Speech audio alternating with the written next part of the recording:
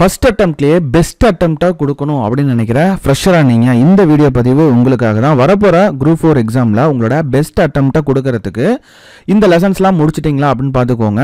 Unit 1லேருந்து unit 6 வரைக்கும் general ஸ்டடீஸில் வெறும் 40 lesson, ஓகேங்களா. ஸோ 6லேருந்து 12th ஸ்டாண்டர்ட் வரைக்கும் இருக்கக்கூடிய ஸ்கூல் புக்ஸில் இந்த 40 லெசன் அப்படிங்கிறது ரொம்ப டாப் மோஸ்ட் இம்பார்ட்டன்ட். அதுலேயும் சூப்பர் மோஸ்ட் இம்பார்ட்டன்ட் அப்படின்னு பார்த்தீங்கன்னா ஒரு 30 லெசன் இருக்குது. அதிகபட்சம் 40 லெசன். நான் இப்போ லிஸ்ட் அவுட் பண்ணுற லெசன்ஸ் எல்லாமே நீங்கள் கம்ப்ளீட் பண்ணிட்டீங்க அப்படின்னாலே கவலையே இல்லாமல் நீங்கள் எக்ஸாமில் உங்களோட பெஸ்ட்டை வந்து கொடுத்துடலாம். மேக்ஸிமம் மார்க் வந்து ஸ்கோர் பண்ணிடலாம். இல்லை நான் நல்லாவே படிச்சிருக்கேன், ஃபுல்லாக படிச்சிருக்கேன், சிலபஸை நான் கரைச்சி குடிச்சிட்டேன், 6th ஸ்டாண்டர்ட்லேருந்து 12th ஸ்டாண்டர்ட் வரைக்கும் எல்லா லெசனையும் நான் முடிச்சிட்டேன் அப்படின்னு ஃபீல் பண்ணுறவங்க கூட இந்த லெசன்ஸ்லாம் வந்து உங்களை லிஸ்ட்டில் இருக்கான்னு வந்து பார்த்துக்கோங்க. முடிச்சிட்டிங்களா அப்படிங்கிறத ஒரு தடவை கிராஸ் செக் வந்து பண்ணிக்கோங்க.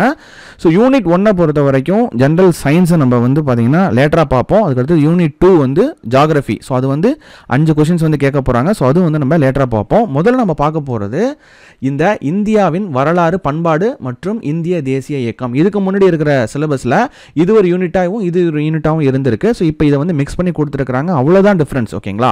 இதில் ஹிஸ்ட்ரி பார்ட்னு எடுத்துக்கிட்டிங்கன்னா இந்த சிந்து சமவெளி, குப்தர்கள், தில்லி சுல்தான், முகலாயர்கள், இந்த மராத்தியர்கள் இது வரைக்கும் தான் வந்து பார்த்தீங்கன்னா ஹிஸ்ட்ரி பார்ட். அதுலேயும் ரொம்ப டாப் மோஸ்ட் இம்பார்ட்டன்ட் லெசன் அப்படின்னு நீங்கள் எடுத்துக்கிட்டிங்கன்னா ஹிஸ்ட்ரியை பொறுத்த வரைக்கும் கொஷின்ஸ் மிஸ்ஸே ஆகாது அப்படின்னு பார்த்தீங்கன்னா இந்த சிந்துவெளி நாகரிகம் கண்டிப்பாக கொஷின்ஸ் வந்து வரும்.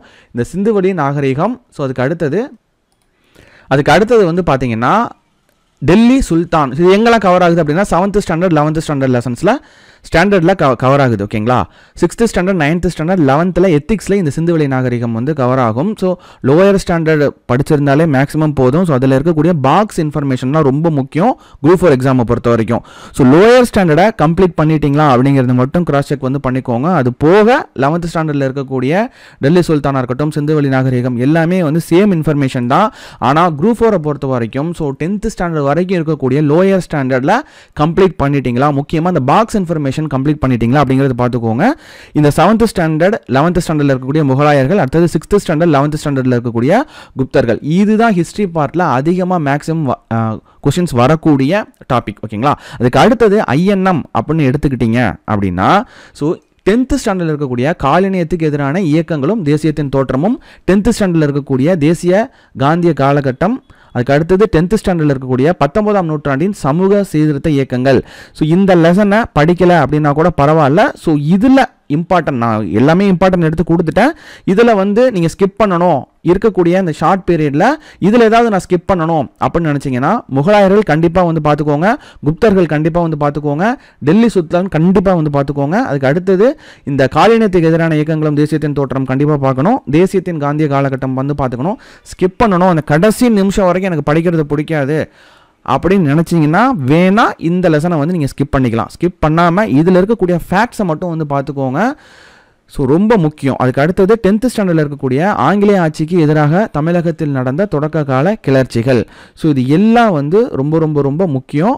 ஸோ இதெல்லாம் கம்ப்ளீட் பண்ணிட்டீங்க அப்படின்னா 12th ஸ்டாண்டர்டில் இருக்கக்கூடிய லெசன் 1 to 7 லெசன்ஸ் வந்து பார்த்துக்கோங்க. இதுவும் இந்த ஐஎன்எம்மோட சேர்ந்து தான் வரும். இந்த 10th ஸ்டாண்டர்ட் நீங்கள் படித்த இன்ஃபர்மேஷன் தான், ஜஸ்ட்டு அதில் கொஞ்சம் எலாபரேட்டாக வந்து பார்க்க போகிறீங்க. இல்லை அதை பார்க்கலைனாலும் பரவாயில்லை, ஏன்னா லாஸ்ட் மினிட்ல ப்ரெஷரை ஏற்றிக்காமல் இப்போ இருக்கக்கூடிய இந்த ஷார்ட் பீரியடில் நீங்கள் ஐஎன்எம் முடிக்கணும் அப்படின்னா ஐஎன்எம் மேக்ஸிமம் கொஸ்டின்ஸ் வந்து பார்த்தீங்கன்னா ஸோ இந்த பகுதியில் இருந்து மட்டுமே உங்களுக்கு வந்துடும், ஓகேங்களா. ஸோ இந்த பார்ட் படிக்கிறதுனால உங்களுக்கு யூனிட் 6மே உங்களுக்கு இது உள்ளே வந்துடும். அதுக்கு அடுத்தது இந்த பார்ட் அப்படிங்கிறது பக்தி இயக்கங்கள். ஸோ இதை வந்து நீங்கள் ஜஸ்ட் என்ன அப்படிங்கிறது ஃபேக்ட்ஸை மட்டும் வந்து பார்த்துக்கோங்க, ஒரு ஓவர்வியூ மட்டும் பார்த்துக்கோங்க. ஐஎன்எம் அப்படிங்கிறது 100% கவர் ஆகிறது இந்த லெசன். அதுக்கு அடுத்தது இந்த 2 லெசன், ஓகேங்களா. ஸோ ரொம்ப முக்கியம். இது முடிச்சுட்டா வேணா 12th ஸ்டாண்டர்டில் இருக்கக்கூடிய லெசன் 1 to 7ல் இந்த 10th ஸ்டாண்டர்டில் ஹெட்டிங் பார்த்துருப்பீங்கல்ல, அந்த ஹெட்டிங் ரிலேட்டடாக இருக்கக்கூடிய பார்ட்டை மட்டும் ஜஸ்ட்டு ஓவராலாக கண்ணில் வந்து பார்த்துக்கோங்க. ஸோ இந்த லெசன்ஸ் தான் வந்து ரொம்ப ரொம்ப ரொம்ப முக்கியம். ஸோ எதை பொறுத்து அப்படின்னு பார்த்தீங்கன்னா இந்த யூனிட் 3 பொறுத்த வரைக்கும், ஓகேங்களா. ஸோ உங்களோட பெஸ்ட் அட்டெம்ப்டை கொடுக்கறதுக்கு இந்த யூனிட் 3 பொறுத்த வரைக்கும் ஸோ இவ்வளோ லெசன்ஸ் தான். அந்த 12th ஸ்டாண்டர்டு லெசனை வந்து சேர்க்காம வெறும் 8 டாபிக் மட்டும்தான் வந்து நீங்கள் இங்கே பார்க்குறது மாதிரி இருக்கும். ஓகேங்களா? ஸோ இப்போ நம்ம எதை கம்ப்ளீட் பண்ணிட்டோம் அப்படின்னா யூனிட் 3 வந்து கம்ப்ளீட் பண்ணியாச்சு. இதை நீங்கள் முடிச்சிட்டாலே உங்களோட பெஸ்ட்டை நீங்கள் கொடுத்துடலாம். அதுக்கு அடுத்தது யூனிட் 4. யூனிட் 4ல் என்ன, இந்திய ஆட்சியல், அதாவது பாலிட்டி. ஸோ பாலிட்டியை பொறுத்த வரைக்கும் உங்களோட பெஸ்ட்டை நீங்கள் கொடுக்கறதுக்கு என்னெல்லாம் படிக்கணும் அப்படின்னு பார்த்தீங்கன்னா 9th ஸ்டாண்டர்டில் இருக்கக்கூடிய அரசியல் அமைப்புகள் மற்றும் மக்களாட்சி, 9th ஸ்டாண்டர்டில் இருக்கக்கூடிய தேர்தல், அரசியல் கட்சிகள் மற்றும் அழுத்த குழுக்கள். ஓகேங்களா? அதுக்கு அடுத்தது 10th ஸ்டாண்டர்டில் இருக்கக்கூடிய இந்திய அரசியலமைப்பு, நடுவண் அரசு, மாநில அரசு, 12th ஸ்டாண்டர்டில் இருக்கக்கூடிய இந்திய அரசமைப்பு, சட்டமன்றம், ஆட்சித்துறை, நீதித்துறை. ஓகேங்களா? ஸோ இவ்வளோ லெசன்ஸ் தான். ஸோ இந்த லெசன்ஸ் மட்டுமே வந்து உங்களுக்கு போதும். வெறும் 9 லெசன்ஸ் தான் வந்து பாலிட்டியை பொறுத்த வரைக்கும். இந்த இந்திய அரசமைப்பும் ஸோ 10th ஸ்டாண்டர்டை முடிச்சுட்டு வாங்க. ஓகேங்களா? எப்பவுமே லோயர் ஸ்டாண்டர்டாக முடிச்சுட்டு குரூப் 4 பொறுத்த வரைக்கும் லோயர் ஸ்டாண்டர்ட் தான் ரொம்ப முக்கியம். லோயர் ஸ்டாண்டர்டை முடிச்சுட்டு அதுக்கடுத்தது ஹையர் ஸ்டாண்டர்டுக்கு வாங்க. மாநில அரசு, அதுக்கடுத்தது நடுவண் அரசு அப்படிங்கிறது இந்த இடத்துல இது ரொம்ப ரொம்ப முக்கியம். அதுக்கடுத்தது சட்டமன்றம், ஆட்சித்துறை, நீதித்துறை. ஓகேங்களா? ஸோ இவ்வளோ லெசன்ஸ் தான். வெறும் 9 லெசன்ஸ் வந்து போதும் பாலிட்டியை பொறுத்த வரைக்கும் உங்களோட பெஸ்ட்டை கொடுக்கறதுக்கு. ஃப்ரெஷர் அவங்களோட ஃபஸ்ட் அட்டம்ப்டில் அவங்களோட பெஸ்ட்டை வந்து கொடுத்துடலாம். அதுக்கு அடுத்தது நான் எப்படி எடுத்துகிட்டு வந்துட்டு இருக்கேன்னா யூனிட் 5. ஸோ யூனிட் 5ல் என்னது, இந்திய பொருளாதாரம் மற்றும் தமிழ்நாட்டில் வளர்ச்சி நிர்வாகம். அதுக்கடுத்தது யூனிட் 6 அப்படின்னு நம்ம எடுத்துக்கிட்டோம் அப்படின்னா யூனிட் 6ல் தமிழ்நாட்டின் வரலாறு, பண்பாடு மற்றும் சமூக அரசியல் இயக்கங்கள். ஓகேங்களா? இந்த அரசியல் இயக்கங்கள், சமூக இயக்கங்கள், இந்த சமூக இயக்கங்கள் அதெல்லாம் வந்து நம்ம அந்த பக்தி இயக்கம் சொன்னோம் பார்த்தீங்களா? ஸோ அந்த லெசன்லேயே வந்து உங்களுக்கு ஓரளவுக்கு கவர் ஆகிடும். இருந்தாலும் இந்த 2 யூனிட்டும் சேர்த்து வெறும் 13 லெசன். ஓகேங்களா? ஸோ ஃப்ரெஷராக இருக்கிற நீங்கள் எல்லாமே டச் வச்சுருக்கணும், எல்லா யூனிட்லேயும் டச் வச்சுருக்கணும். உங்களோட பெஸ்ட்டை கொடுக்கறதுக்கு வெறும் 13 லெசன். இந்த 2 யூனிட்டை பொறுத்த வரைக்கும் நம்ம கடந்த ஆண்டு கேள்வித்தாள்கள் எல்லாத்தையும் நம்ம பார்க்கும்போது அதிகமாக கொஷின் கேட்ட டாபிக்ஸ்லேருந்து இந்த லெசன்ஸை வந்து நம்ம பிரித்து வந்து எடுத்துருக்குறோம். புரியுதுங்களா? யூனிட் 5 அண்ட் யூனிட் 6 பொறுத்த வரைக்கும் வெறும் 13 லெசன் தான். ஸோ இதில் இந்த தமிழ் தவிர, ஓகேங்களா, அந்த திருக்குறள் இருக்குது பார்த்தீங்களா? ஸோ இது வரைக்கும் இதை தவிர மீதி இருக்கக்கூடிய இந்த இந்திய பொருளாதாரம், தமிழ்நாட்டில் வளர்ச்சி நிர்வாகம், அதுக்கு அடுத்தது இந்த பகுதியில் இருக்கக்கூடிய லெசன்ஸ்னு எடுத்துக்கிட்டிங்கன்னா வெறும் 13 லெசன் தான். அதெல்லாம் 13 லெசன் பார்த்தீங்கன்னா 10th ஸ்டாண்டர்டில் இருக்கக்கூடிய அரசாங்கமும் வரிகளும், எக்கனாமிக்ஸை பொறுத்த வரைக்கும். அடுத்தது 7th ஸ்டாண்டர்டில் இருக்கக்கூடிய வரியும் முக்கியத்துவமும். அடுத்தது 11th ஸ்டாண்டர்ட் சரக்கு மற்றும் சேவை வரி. ஸோ 11th ஸ்டாண்டர்டை பொறுத்த வரைக்கும் உங்களுக்கு காமர்ஸ் புக்கில் இந்த லெசன் வந்து இருக்குது. அடுத்தது 12th ஸ்டாண்டர்ட் திட்டமிடலும் வளர்ச்சி அரசியல். அதுக்கு அடுத்தது 12th ஸ்டாண்டர்ட் பொருளாதார மேம்பாடு திட்டமிடுதல். ஓகேங்களா? அதுக்கப்புறம் 12th ஸ்டாண்டர்டில் இருக்கக்கூடிய வங்கியல். இதுதான் வந்து ரிசர்வ் பேங்க் ஆஃப் இந்தியா. இதெல்லாம் வந்து உங்களுக்கு இங்கே கவர் ஆகுது. ஸோ இதில் வந்து டீட்டெயிலாக நீங்கள் பார்த்துக்கலாம். அதுக்கு அடுத்தது பார்த்தீங்கன்னா தமிழ்நாட்டில் விடுதலை போராட்டம், தமிழ்நாட்டில் சமூக மாற்றங்கள். ஸோ இது யூனிட் 6ல் உங்களுக்கு இது கவர் ஆகிடும். அடுத்தது தமிழ்நாடு இயற்கை பிரிவுகள், தமிழ்நாடு மானுட புவியியல், தமிழ்நாட்டில் தொழில்துறை தொகுப்புகள், 9th ஸ்டாண்டர்டில் இருக்கக்கூடிய தமிழகத்தில் வேளாண்மை, 8th ஸ்டாண்டர்டில் இருக்கக்கூடிய மக்கள் புரட்சி. ஸோ இந்த மக்கள் புரட்சியை தவிர்த்து மீதி இங்கே இருக்கிற டீட்டெயில்ஸ் எல்லாமே வந்து பார்த்தீங்கன்னா யூனிட் 5ல் தமிழ்நாடு வளர்ச்சி நிர்வாகத்தில் கவர் ஆகுது. இந்த மக்கள் புரட்சி அப்படிங்கிறது 10th ஸ்டாண்டர்டில் நீங்கள் பார்த்த 19ஆம் நூற்றாண்டில் சமூக சமய சீர்திருத்த இயக்கங்கள் அப்படிங்கிறது உங்களுக்கு இதில் கவர் ஆகும். இது போக ஆங்கிலேய ஆட்சிக்கு எதிராக தொடக்க கால கிளர்ச்சிகள். ஸோ அதுவும் இந்த மக்கள் புரட்சியோட நீங்கள் ரிலேட் பண்ணி பார்க்கும்போது யூனிட் 6 அப்படிங்கிறது ரொம்ப எளிமையாகிடும். ஓகேங்களா? ஸோ நம்ம ஏற்கனவே இந்த 19ஆம் நூற்றாண்டில் ஒரு லெசன் அந்த இதில் ஸ்கிப் பண்ண சொல்லியிருப்பேன். ஓகேங்களா? ரொம்ப வேணாம் அப்படின்னா அதை ஸ்கிப் பண்ணிக்கோங்க. சமூக சமய சீர்திருத்த இயக்கங்கள்னு சொல்லியிருப்பேன். ஓகேங்களா? அந்த லெசனில் இருக்கக்கூடிய தமிழ்நாடு ரிலேட்டடாக அந்த வள்ளலாரை பற்றின இன்ஃபர்மேஷன்லாம் நீங்கள் என்ன பண்ணிக்கணும்னா இதில் கொண்டு வந்து பார்த்துக்கணும். அதனால தான் நான் ஃபேக்ட்ஸை மட்டும் அதில் பார்த்துக்க சொன்னேன். ப்ளஸ் இந்த மக்கள் புரட்சி ஆங்கிலேய அரசுக்கு எதிராக தமிழகத்தில் நடந்த தொடக்க கால கிளர்ச்சிகள். ஸோ அதுவுமே வந்து பார்த்தீங்கன்னா இதில் கவர் ஆகிடும். இதில் இருக்கக்கூடிய இந்த தமிழ் பார்ட் அப்படிங்கிறது என்ன பண்ணணும் அப்படின்னா, ஸோ இதில் நீங்கள் எத்திக்ஸை போய் 11th ஸ்டாண்டர்ட் 12th ஸ்டாண்டர்ட் எத்திக்ஸை போய் இந்த நேரத்தில் படிச்சுட்டு கஷ்டப்பட்டுட்டு இருக்கக்கூடாது.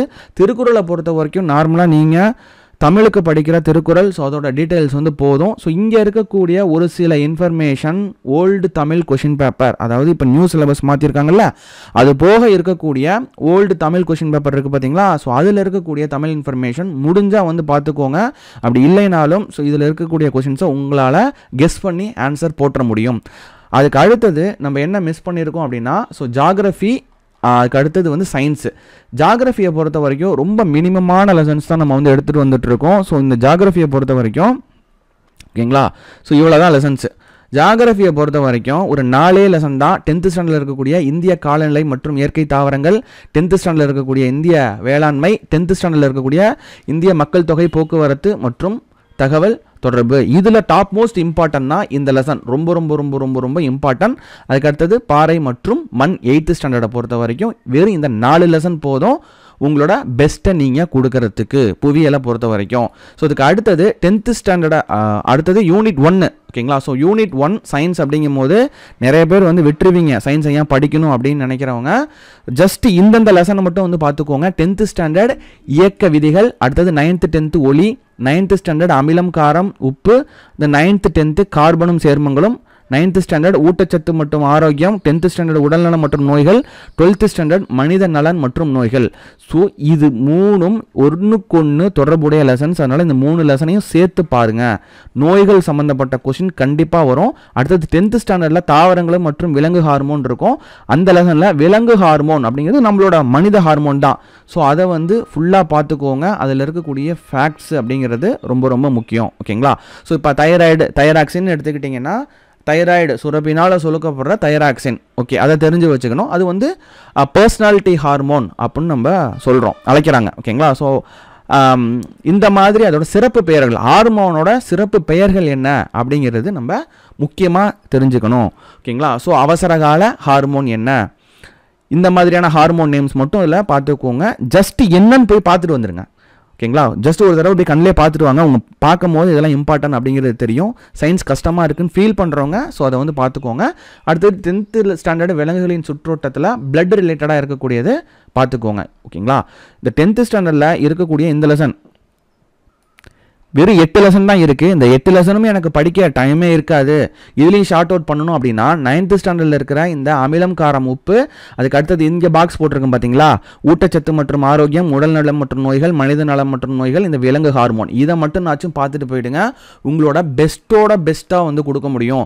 ஃபஸ்ட் அட்டம்ப்ட் அப்படிங்கும் போது கண்டிப்பாக ஃபீல் இருக்கும், நல்லா கொடுக்கணும் அப்படிங்கிற ஒரு வெறியும் இருக்கும். இது நல்லா படித்து நான் ஃபுல்லாக ரெடி ஆகிட்டு இருக்கேன் எக்ஸாமுக்கு அப்படின்னு நினைக்கிறவங்க கூட நீங்கள் படித்து முடித்தோம் அப்படின்னு நினச்சதெல்லாம் இந்த லெசன்லாம் இருக்கா அப்படிங்கிறத பார்த்துக்கோங்க. ஏன்னா ரொம்ப பெஸ்ட்லேயும் பெஸ்ட்டு அதிகபட்சம் வந்து ஒரு 40 லெசன் சொல்லியிருப்போமா, 40 லெசன் வந்து சொல்லியிருப்போம். ஸோ அதுலேயுமே ஸ்கிப் பண்ண லெசன்ஸ் போக ஒரு 35 லெசன் ஆவரேஜாக வந்து ரொம்ப ரொம்ப முக்கியம். இதில் கண்டிப்பாக வந்து மேக்ஸிமம் முடிச்சிருப்பீங்க. நல்லா வந்து ப்ரிப்பேர் பண்ணிகிட்டு இருக்கிறவங்க, லேசாக கொஞ்சம் பயம் இருக்கிறவங்க இதில் 100% ஒரு 30 லெசன்னாச்சும் நீங்கள் தரவு பண்ணியிருப்பீங்க. பாக்கி இருக்கக்கூடிய 10 லெசன் அப்படிங்கிறது இப்போ இருக்கக்கூடிய இந்த டைம்லேயே வந்து ஜஸ்ட் அதோட ஃபேக்டை மட்டும் வந்து பார்த்துக்கலாம். சயின்ஸை பொறுத்த வரைக்கும் அதோட யூசஸ் இதில் கண்ணில் வந்து பார்க்கும் போதே அமிலம் காரம் உப்பா, ஸோ இந்த ஆசிட்ஸ்லாம் வந்து எதுக்காக வந்து இந்த யூசஸில் இருக்குது, என்ன யூஸ், இதோட பயன்கள் என்ன, பயன்பாடு ரொம்ப முக்கியம் ஓகேங்களா. இந்த காரமாக இருக்கட்டும் இந்த உப்பாக இருக்கட்டும் அதோட பயன்பாடுகளை மட்டும் தெரிஞ்சுட்டு போங்க. ஸோ 100% உங்களால் இந்த லெசன்லேருந்து ஆன்சர் பண்ணிட முடியும் ஓகேங்களா. ஸோ உங்களோட பெஸ்ட்டோட பெஸ்ட்டை வந்து கொடுக்கறதுக்கு என்னோட வாழ்த்துக்கள். இது வரைக்கும் முடிக்கல அப்படின்னா ஜஸ்ட் இதை அப்படிங்கிறத பார்த்துட்டு போயிட்டே இருங்க ஓகேங்களா. So thank you.